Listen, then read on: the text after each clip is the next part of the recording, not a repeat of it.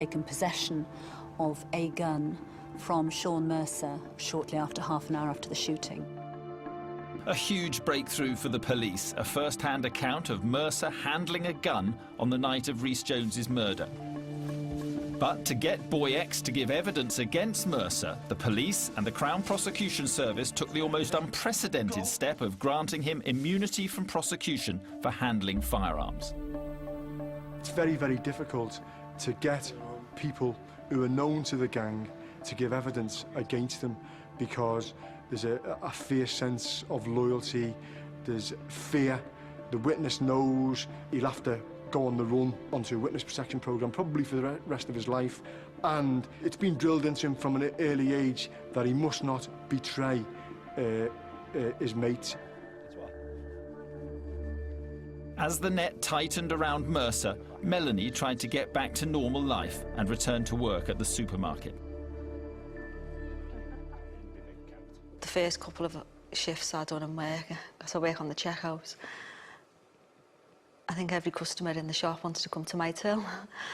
And a lot of the girls on the other tills were saying, come over to this till. And I think people just wanted to express, you know, how sorry they felt, and they were just queuing up to come to my till. And it was very emotional for me, and I got to get off my till quite a few times and go and compose myself and come back. And it was very difficult to go shopping, you know, if we wanted to go out the house and without people coming up to you and stopping you. And if nobody ever stopped us in the streets, if nobody ever sent a card through the post, you know, if nobody ever says, you know, what a lovely boy Rhys was, or I'm really sorry for your loss, or, you know, you'd think, what's up with people? What's going on? Doesn't anybody care?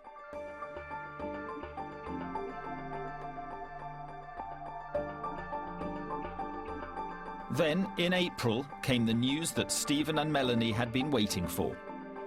A 17-year-old youth has been charged with the murder of Rhys Jones on the 22nd of August 2007.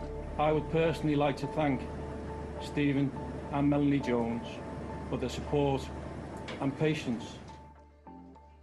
Dave came to us and he told us Sean Mercer. It meant absolutely nothing to us. We thought, I don't know how I thought I was going to react, but it was just a name. It meant nothing to us. We don't know him. Never heard of him. Never heard of him. Just meant nothing. And I think I was a bit surprised that it meant nothing, because it was just a name. Sean Mercer would now become much more than a name to Stephen and Melanie as they were confronted in court with the teenager accused of killing their son. They were just slumped on the desk, and you know, they just weren't interested. They were just as if. You think he would up for shoplifting? I think it was just a big not laugh. murder. But Merseyside police had a problem. Boy M, who had told the police that Mercer had plotted the cover-up from his house, was not prepared to give evidence in court. The pressure was now on Boy M's mother. Would she tell the truth about her son and the gang in court? I was aware from previous experience of murder trials that anything could happen. Sean Mercer, a member of a Liverpool gang called the Crocky Crew, had been charged with murdering 11-year-old Rhys Jones. Alongside him in the dock were 6 other gang members accused of helping him with the cover-up. But it was far from an open and shut case. There was no forensic evidence incriminating Mercer, no witnesses to the shooting, and the alleged murder weapon would be challenged in court. The prosecution's case hinged on the bravery of local residents who were prepared to give evidence against a violent gang. We didn't have an identifying witness, and so it became apparent that this was going to be a case where we were going to have to piece together as much evidence as we could gather to create a strong case, rather than just having one witness standing in a witness box saying, I saw Sean Mercer shoot Rhys Jones. The loss of their son had devastated Rhys's parents, Stephen and Melanie. As the trial approached, they had to come to terms with facing the teenager accused of killing their son.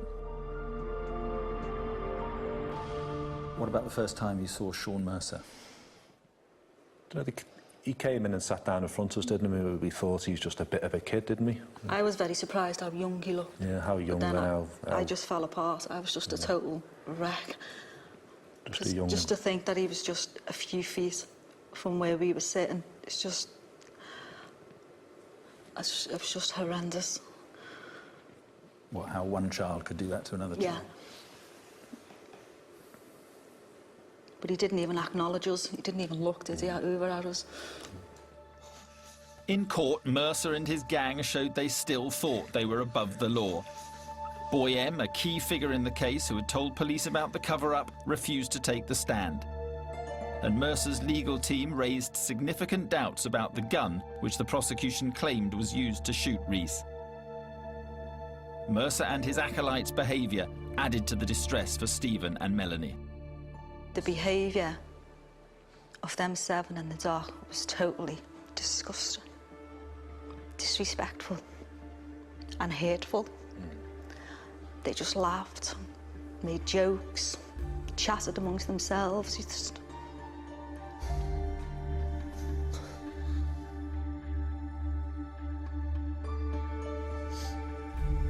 I kept on thinking that, you know, we're better than them. You'd hate to think that that was your son or your child sitting in that dock and behaving the way that they were. The prosecution's case against Mercer and his gang was built around the testimony of witnesses from the local community.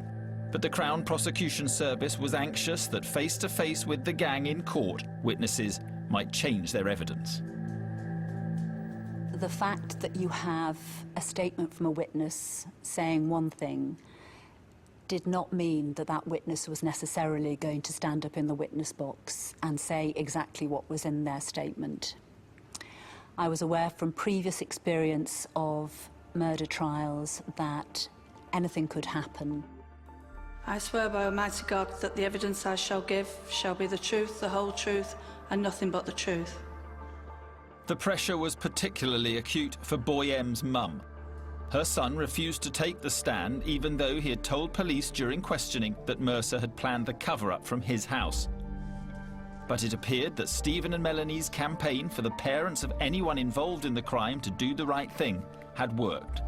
Boy M's mother stuck to her account, even though she was incriminating her own flesh and blood. Come on, come on, come on! What's going on? Whilst it put the mother's son in a position where he was helping the gunman, she was also trying to explain the reasons why, in her view, he had done that. So, to some extent, minimising his role in the events. Come on! Her evidence, coupled with that of Boy X, who told the court that Mercer had given him a gun after the shooting, was critical. The prosecution also highlighted Mercer's obsession with firearms. They showed the court these drawings. Mercer had made them whilst in police custody. It was a bizarre insight into his depraved mind.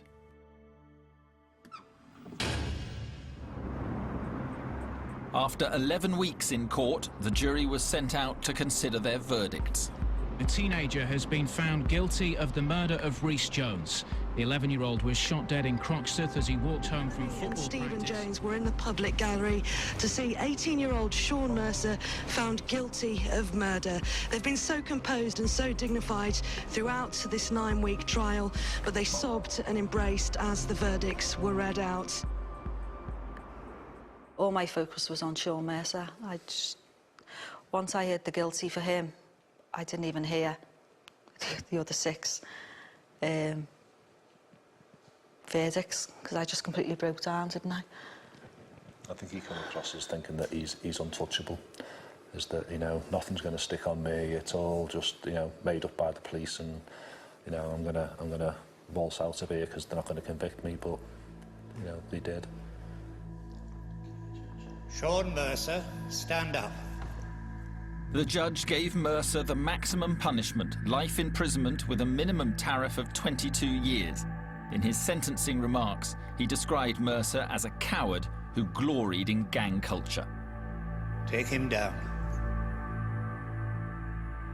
He was determined that night to kill somebody, and that just shows what a callous, cold-blooded murderer he is.